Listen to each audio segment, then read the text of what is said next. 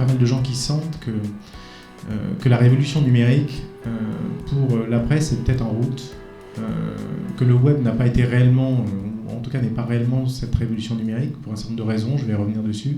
Ce qui caractérise une révolution numérique, c'est deux choses. Un, c'est le fait d'avoir une numérisation des contenus massive.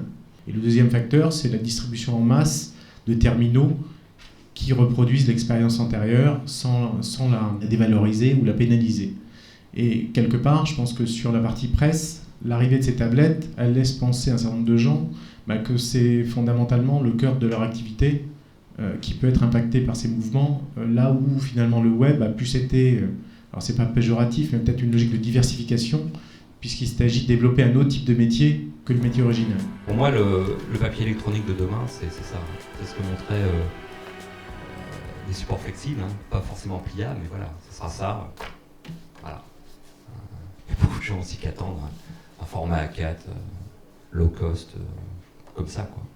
Et ça, je crois que c'est vraiment pour demain, mais très très vite. À mon avis, l'iPad, c'est quelque chose d'intermédiaire, c'est une tablette intermédiaire.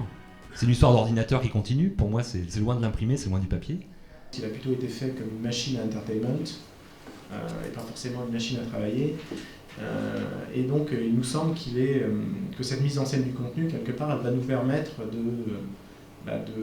d'arriver à faire, en tout cas ce qu'est le métier de la presse magazine, à raconter l'histoire de manière intéressante et à les valoriser.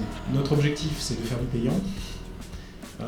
Le fait que ne soit ni gabarisé, ni délinéarisé, nous laisse penser qu'il y a matière à espérer sur le fait que cet écosystème-là est beaucoup plus propice à faire du payant que ne l'était le web. En tout cas, c'est notre rôle que d'essayer de le tenter. Alors, encore une fois, on peut accéder au site de Paris Match, qui est gratuit depuis l'iPad, mais c'est pas exactement la même expérience.